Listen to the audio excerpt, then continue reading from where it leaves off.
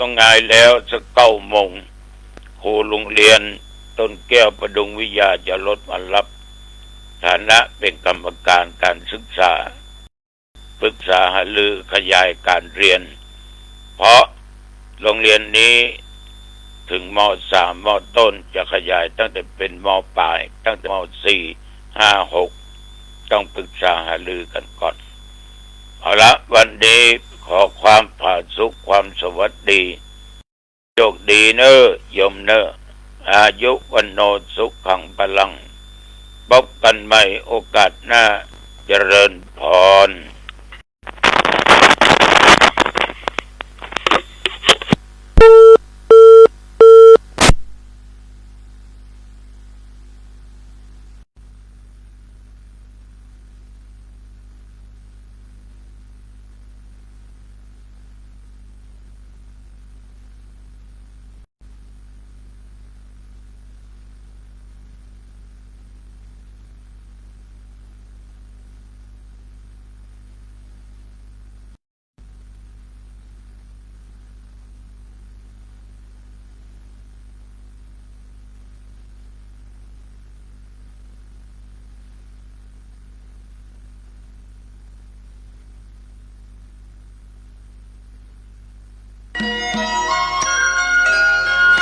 สวัสดีครับท่านผู้ฟังที่เคารพทางสายเอกดำเนินรายการโดยพระประชานาถมุนีเจ้าอาวาสวัดดอนจันทร์เจ้าคณะอำเภอกัลยาณิวัฒนาจังหวัดเชียงใหม่ท่านมีธรรมะเมตตากล่าวธรรมะดังนี้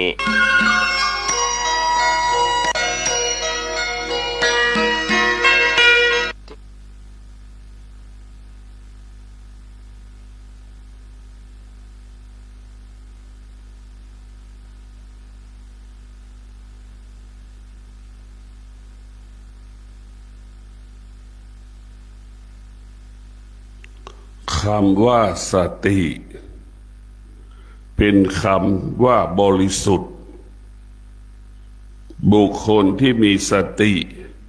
จะเป็นผู้ที่บริสุทธิ์บุคคลที่มีสติประกอบไปด้วยศีลสมาธิปัญญาจึงเกิดคำว่าสะอาดและบริสุทธิ์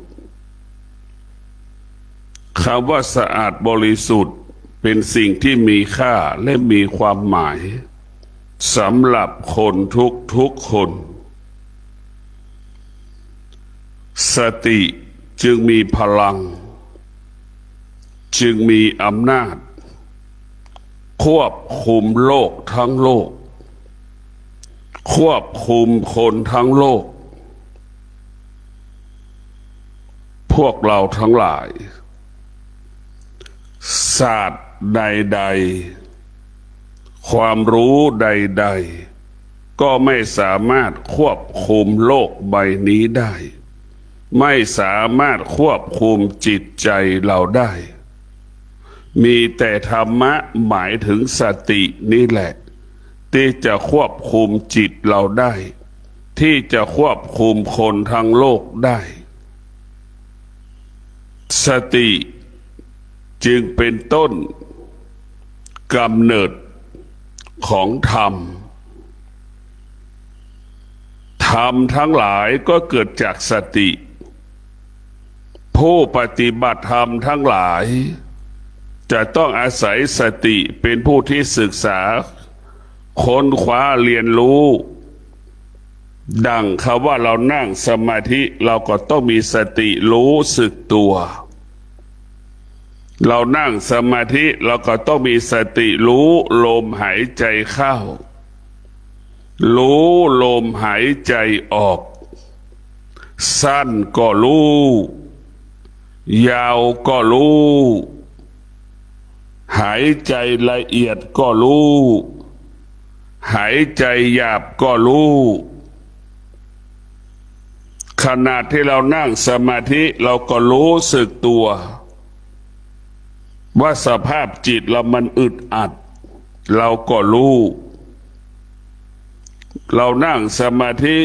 มันเจ็บมันปวดส่วนใดส่วนหนึ่งของร่างกายเราก็มีสติรู้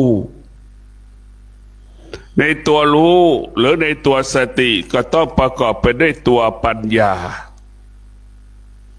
ตัวปัญญามันจึงรู้ว่าสิ่งที่มันสำแดงอาการรู้สิ่งที่มันสำแดงอาการหงุดหงิดอึดอัดเจ็บปวดทุกข์ทรมานสติปัญญามันจึงรู้ว่าสิ่งเหล่านี้มันไม่เที่ยงสิ่งเหล่านี้เกิดขึ้นแล้วก็ดับสิ่งเหล่านี้เกิดขึ้นแล้วแปรสภาพไปตามกาลเวลาสิ่งเหล่านี้เกิดขึ้นแล้วไม่สามารถคงสภาพเดิมได้แด่ท่านทั้งหลายสติปัญญาจึงเป็นแสงสว่างให้กับจิตเมื่อสติปัญญามันเกิดแล้วจิตก็จะอาศัยแสงสว่างสติปัญญาเปรียบเสมือนแสงจันทร์เหมือนแสงพระอาทิตย์กลางวันพระจันทร์กลางคืนแต่พวกเราทั้งหลายมันจะส่องแสงสว่างให้จิตนั้นเดินง่ายเดินสะดวกสติปัญญาก็เปรียบเสมือนผู้ควบคุมเหมือนผู้ควบคุมเวลาเราเดินทางมีคนมาดูแลเรามีเจ้าหน้าที่เจ้าหน้าที่มาดูแลเราเพื่อความปลอดภัยของเราเช่นมีทหารก็ดีมีตำรวจก็ดีดูแลเรากลัวคนอื่นจะมาทำลายเราสติปัญญาเปรียบเสมือนผู้ดูแลความปลอดภัยผู้ดูแลความปลอดภัยของเราเมื่อเรามีสติมีปัญญาแล้วคำว่าปลอดภัยเกิดคำว่ามั่นคงเกิดคำว่ายั่งยืนเกิดคำว่าสบายกายสบายใจเกิดเพราะเรามีสติมีปัญญาเราจะคำว่ากังวลใจจะไม่เกิดแต่ท่านทั้งหลายคำว่ากังวลใจจะไม่เกิดมันก็จะเกิดสิ่งต่างๆมันจะเกิดสิ่งต่างๆแล้วก็ไม่มีกังวลใจก็ไม่มีตัดที่สบายใจทุกข์ใจก็ไม่มีเพราะสติปัญญาเป็นผู้ควบคุมแล้วเรียกว่าควบคุมความปลอดภัยของเราก่อนเราจะเดินมันก็มีสองสิ่งอยู่ข้างหลังสองสิ่งอยู่ข้างหน้าแล้วคนสองคนอยู่ข้างหน้าคนสองคนอยู่ข้างหลังเราคอยดูแลเราตลอดเวลาและสติปัญญาจึงเป็นเรียกว่าเป็นผู้รักษากายวาจาใจเราประคับประคองกายวาจาใจเราให้มันมั่นคงให้มันปลอดภัยให้มันยั่งยืนให้มันงอกงามแต่พวกเราต้องมีสติตัวสติก็เป็นตัวสำคัญเมื่อเราขาดสติเมื่อไหร่ความอยากมันก็จะเกิดเมื่อเราขาดสติแล้วความอยากมันก็จะเกิดดังบัตรสวัสดิการก็ดีบัตรคนยากจนก็ดีเนี่ยเราเกิดความอยากพอไม่ได้พอไม่ผ่านก็ร้องไห้เสียใจอีกไอ้คนที่ผ่านก็ดีใจอีกไอ้คนที่ไปสอบไม่ได้ผ่านไม่ได้รับบัตรคนจนก็จะเกิดอาการสำแดงอาการเนี่ยพวกเราต้องพิจารณาแบบนี้อย่างนี้เราขาดสติเราจะไปยึดติดยึดมั่นพวกเราต้องพิจารณาขาดสติจึงทำให้เรานั้นเสียใจเสียใจพอเราเสียใจก็ทำลายระบบอีกบางคนก็ออกจากบ้านมาเพื่อบัตรคนยากจนตายคาทางก็ยังมีแต่พวกเราทั้งหลายบางคนก็ร้องให้เสียใจไม่สบายใจอีกคือความยากจนเนี่ยมันเกิดขึ้นได้ทุกคนความอยากมันเกิดขึ้นได้ทุกคน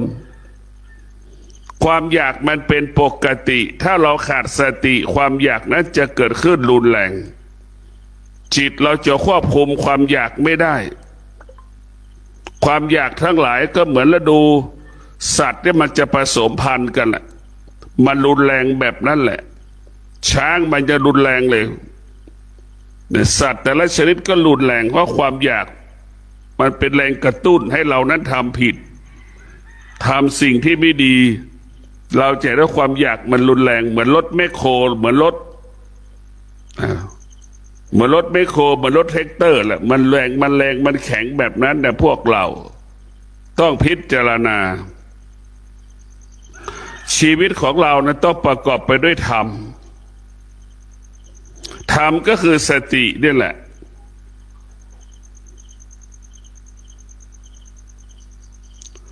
เมื่อเรามีสติในพวกเราทั้งหลายคิดพูดและกระทำล้วนเป็นมงคลคิดพูดกระทำล้วนเป็นมงคลต่อผู้ที่ได้ยินเวลาพูดก็ได้คำพูดก็เป็นมงคลพูดแล้วก็เป็นความจริงพูดแล้วหูก็สะเทือนเรียกว่าจิตเราตื่นรู้ต่อคำพูดบุคคลที่พูดความจริงถ้าเราไม่พูดเรื่องความไม่เป็นจริงไม่มีใครตื่นหูของเราในธรรมชาติหูมันต้องการรับรู้ความจริงตาของเรารับรู้โดยธรรมชาติรับรู้เรื่องความจริงแต่ความเป็นจริงตาของเราเนี่ยรับรู้เรื่องกิเลสมากกว่าเรื่องธรรมะหูของเราเนี่ยรับรู้เรื่องกิเลสมากกว่ารู้เรื่องธรรมะมันจึงไม่อยากฟังธรรมะมันจึงไม่อยากอ่านหนังสือธรรมะมันจึงไม่อยากสวดมนต์ก็เพราะกิเลสมันอยู่ในหูของเรา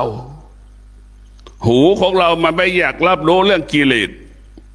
ตาของเราก็มันก็ไม่อยากอ่านหนังสือธรรมะเพราะตาเรามีกิเลสกับกิเลสมันจะชอบกันแต่พวกเราต้องพิจารณากิเลสมันเกิดไหนที่ตาหูจมูกลิ้นกายใจกิเลสเกิดขึ้นตรงนี้ทั้งหมดสัมผัสก็ดีผัสสะก็ดีกระทบก็ดี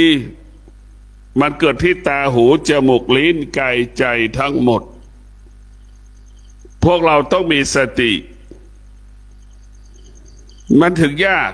ทั้งที่เรารู้อยู่ว่าเวลาเราทุกข์ใจเนี่ยทำไมเราไม่นั่ง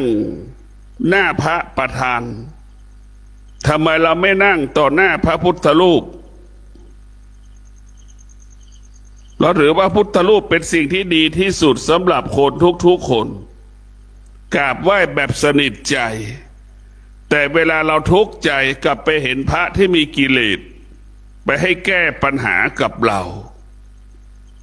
พระก็ให้ทำอย่างนั้นพระก็ให้ทำอย่างนี้นี่แหละพวกเราทั้งหลายเรามีความสุขเรามีความทุกข์นี่เป็นเรื่องเบื้องต้นของธรรมชาติแต่ถ้าเราขาดสติมันจะทำให้เรานั้นควบคุมกิเลสไม่ได้ควบคุมความอยากไม่ได้เนี่ยเป็นฤดูของความอยากเวลานี้ในท่านทั้งหลายเป็นฤดูของความอยากเนี่ยความอยากที่มันกำลังปรากฏเกิดขึ้นมันก็ผ่านไปแล้ว2 วันเมื่อวานนี้ผ่านไปแล้วพวกเราทั้งหลายผ่านไป2 วันแล้วคือเลือกตั้งผบ.ตร.นี่ความอยากคนที่เป็นทหารอยู่อันดับ1 ถึง 4ก็อยากจะได้เป็นผบ.ตร.เนี่ยความอยากมันเกิดขึ้นแบบรุนแรงเหมือนกันแต่พวกเราทั้งหลายท้ายสุดเราก็ต้องได้บุคคลที่มีบุญบุคคลที่มีบารมีความรู้ก็ไม่สำคัญความสามารถก็ไม่สำคัญสิ่งที่สำคัญที่สุดก็คือบุญและบารมีของคนบุคคลเหล่านั้นเนี่ยพวกเราคนที่ได้เป็นใหญ่ไม่ใช่เรื่องความรู้คนที่จะเป็นใหญ่ไม่ใช่เรื่องการทำงานเก่งสิ่งที่ยิ่งใหญ่กว่าความรู้ความสามารถก็คือบุญบารมีที่มันซ่อนอยู่ในตัวคนแต่ละคน ซึ่งคนจำนวนมากมองไม่เห็นไม่รู้เพราะบุญบารมีก็คือความดี ความดีก็คือความศีลสมาธิปัญญาแต่ศีลสมาธินี้ปัญญาเหมือนท่านสำราญนวลมาได้รับเลือกการแต่งตั้งเป็นผบ.ตร.เนี่ยก็เพราะศีลสมาธิปัญญานี่แหละจึงทำให้การเลือกตั้งได้เป็นผบ.ตร.เนี่ยพวกเราทั้งหลายนี่คือความอยากก็จะจบไปอีกแล้วแผนกหนึ่งส่วนหนึ่งของชาติเราแล้วความอยากมันจะเกิดขึ้นอีกเพราะเป็นฤดูที่จะสรรหาข้าราชการเลื่อนตำแหน่งขยับตำแหน่งความอยากเหล่านี้ถ้าเรามีขาดสติมันก็จะทำให้เกิดคำว่าซื้อตำแหน่งเนี่ยพวกเราต้องพิจารณาดูมันจะมีเรื่องมีราวอีกจะไม่จบแต่พวกเราความอยากเป็นเหตุให้เกิดความทุกข์เหมือนรัฐบาลประสบปัญหาเรื่องบัตรคนยากจนยกเลิกทั้งหมดมั้งเดี๋ยวนี้ก็เอาคงจะเอาทั้งประเทศในพวกเราทั้งหลายคนที่ทำงานขาดสติเมื่อขาดสติมันก็ไม่ใช่ความจริงเนี่ยพวกเราทั้งหลายดังเขาว่ากฎหมายเนี่ยมันไม่ใช่ความจริงการศึกษาเนี่ยไม่ใช่ความจริงมันเป็นความจริงสมมุติเรียกว่าความจริงสมมุติกฎหมายเป็นความจริงสมมุติธรรมะเนี่ยเป็นความจริงที่อยู่เหนือสมมุติดังบุคคลที่ไปขึ้นศาลนี่มันรู้ตั้งแต่เริ่มต้นว่าคนไหนถูกคนไหนผิดมันรู้อยู่แก่ใจอยู่แล้วว่าคนไหนผิดที่ทำผิดแต่เริ่มต้นแต่อยากใช้กฎหมายนั่นเป็นสมมติบัญญัติไอ้ความจริงนั่นเป็นปรมัตถ์มันเป็นคำขั้นชั้นสูงรู้เลยว่าเราทำไม่ดีที่รับเราก็รู้ไม่มีใครรู้แต่เรารู้ของเราตั้งแต่เรากระทำแต่ปากของเรากลับปฏิเสธนี่แหละพวกเราทั้งหลายปากกับจิตนี่คือตัวสำคัญที่สุดอย่าไปเชื่อปากนี่มันพูดไปเรื่อยเปื่อยเหมือนนกแก้วนกขุนทองเหมือนเด็กอ่ะปากเราเหมือนเด็กมันคุยกันทั้งวันทั้งคืนเด็กมันเล่นกันทั้งวันทั้งคืนมันคุยกันทั้งวันทั้งคืน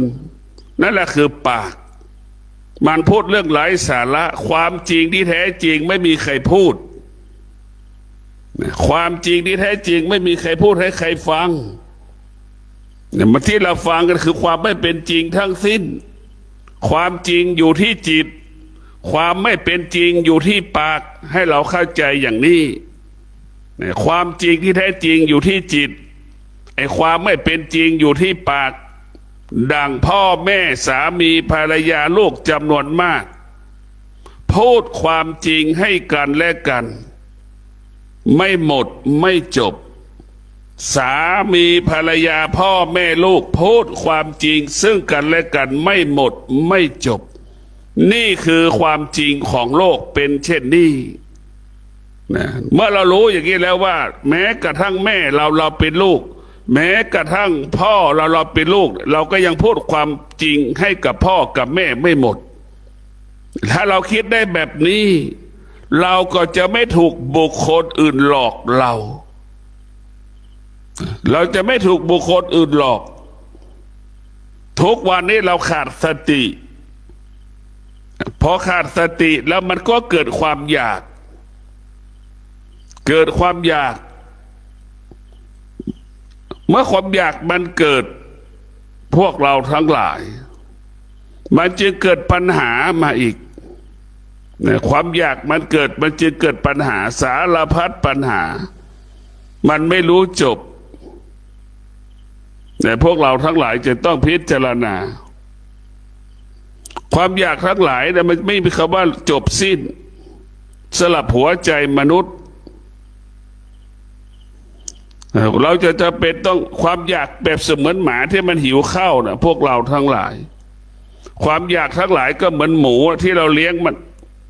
มันจะร้องเสียงดังแล้วหมูมันหิวอาหารเห็นไหม หมามันก็หิวอาหารมันก็แสดงอาการจะกินข้าวนั่นแหละมันรุนแรงแบบนั้นแหละพวกเราทั้งหลายมันไม่จบ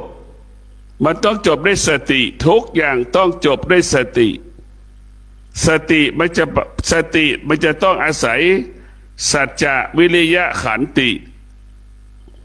มันจึงทำให้สติได้มีกำลังและมีพลัง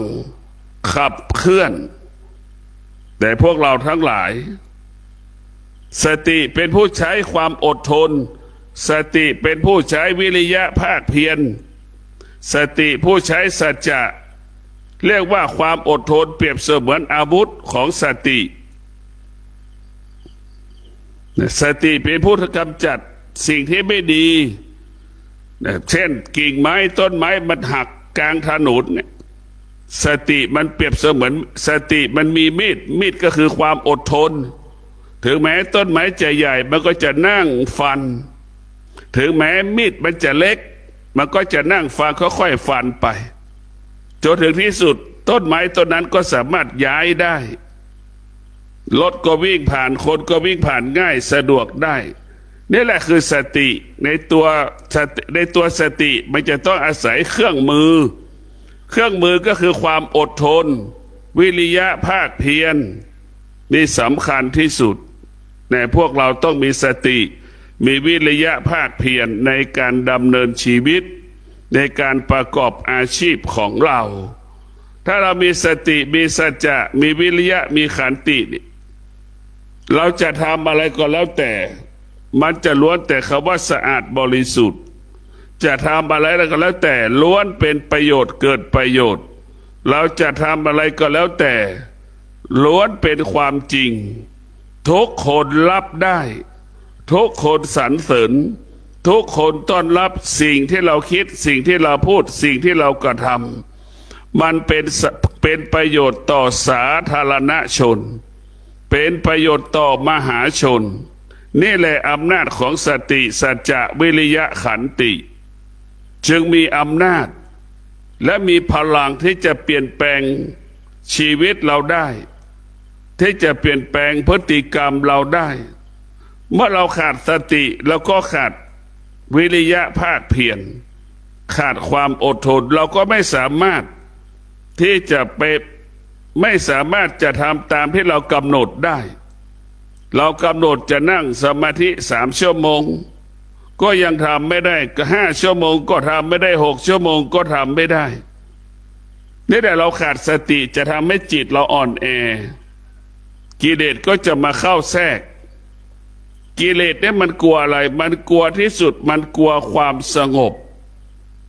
กิเลสตัณหาราคะทั้งหลายอธรรมทั้งหลายเขากลัวความสงบกลัวที่สุดเพราะความสงบมีพลังและมีอานุภาพมากนะพวกเราทั้งหลายความสงบมีพลังและมีอานุภาพเปรียบความสงบเปรียบเสมือนน้ำยาล้างห้องน้ำนะน้ำยาล้างห้องน้ำบิ๊กซองที่เราเอาลาดใส่บนกับเบื้องห้องน้ำนึกดูนั่นแหละคืออำนาจของความสงบมันจะกำจัดชำระสิ่งที่เป็นกิเลสสิ่งที่เป็นตัณหาหมดไปหมดสิ่งที่เป็นกิเลสสิ่งที่เป็นตัณหาเปรียบเสมือนคราบที่มันเปื้อนฝาผนังโถฉี่เราทุกพิจารณาดูเพราะฉะนั้นพวกเราต้องมีสติได้นั่งสมาธิการนั่งสมาธิเราจะรู้เลยว่าถ้ามันจะกระบวนกระวายมันกระสับกระส่ายกายของเราจิตของเรามันไม่อยากจะนั่งแล้วมันก็ไม่อยากจะอยู่ต่ออยู่มันไม่อยากจะหลับตาในสภาพกิเลสตัณหาราคะนี่มันกลัวเพราะฉะนั้นเมื่อเรามีสติ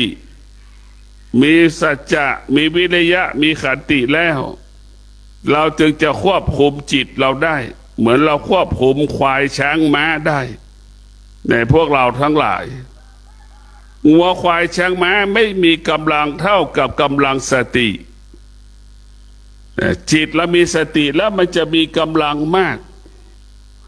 สิ่งที่ทำให้สติมีกำลังก็คือสัจจะวิริยะขันติทำให้จิตนั้นมีพลัง ในพวกเราทั้งหลายสติสัจจะวิริยะขันติทำให้จิตมีพลังและมีอานุภาพ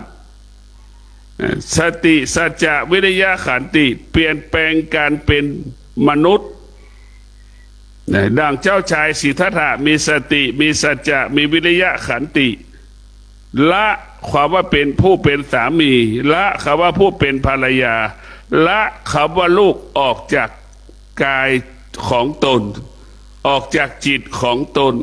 ละคำว่าการเป็นกษัตริย์ออกจากชีวิตของตนละความอำนวยความสะดวกออกจากชีวิตของตนออกจากจิตของตนจึงออกบวชได้เป็นกษัตริย์กลายเป็นนักบวชกษัตริย์มีคนเอาข้าวมาให้กินแต่พอเป็นนักบวชก็เหมือนไปขอข้าวเขากินมันแตกต่างกันอย่างไรนี่แหละสติสัจจะวิริยะขันติเปลี่ยนแปลงพฤติกรรมของกายของจิตเปลี่ยนแปลงพฤติกรรมของกายของจิตเจ้าชายสิทธัตถะออกบวชมาเป็นนักบวชแปลสภาพนักบวชมาเป็นศาสดาเอกของโลกจะเป็นศาสดาเอกของโลกได้ก็เพราะสติสัจจะวิริยะขันติขับเคลื่อนกายกับจิตจนได้บรรลุธรรมเห็นธรรมเป็นพระโพธิญาณจึงได้เป็นพระพุทธเจ้าเมื่อได้เป็นพระพุทธเจ้าแล้วได้ตรัสรู้แล้วพระพุทธเจ้าก็ยังต้องใช้สติสัจจะวิริยะขันตินำคำสอนเหล่านี้ไปประกาศให้กับคนทั้งโลกได้รับรู้ในพวกเราทั้งหลายเราจะเป็นต้องใช้สติสัจจะวิริยะขันติเอาคำสอนเนี่ยไปประกาศขับเคลื่อนสติสัจจะ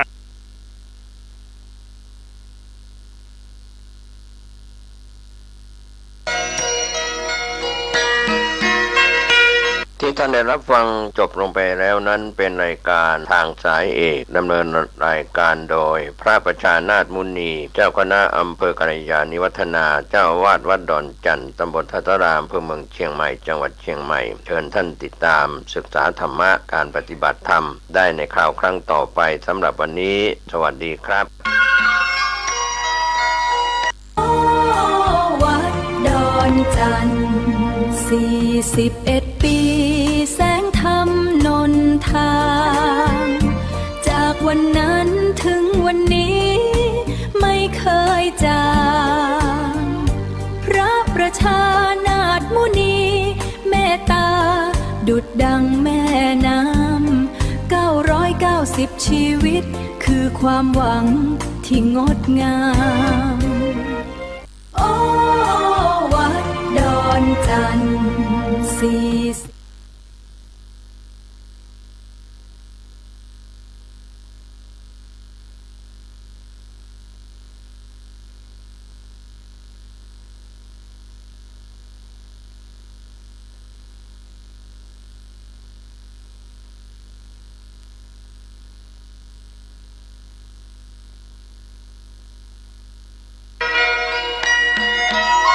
สวัสดีครับท่านผู้ฟังที่เคารพสารธรรมคำสอนจากพระครูไพบูลย์เจติยานุรักษ์ด็อกเตอร์วัดโรคโมรีถนนมณีนพรัตน์ตำบลศรีภูมิอำเภอเมืองจังหวัดเชียงใหม่ท่านได้มีธรรมะเมตตา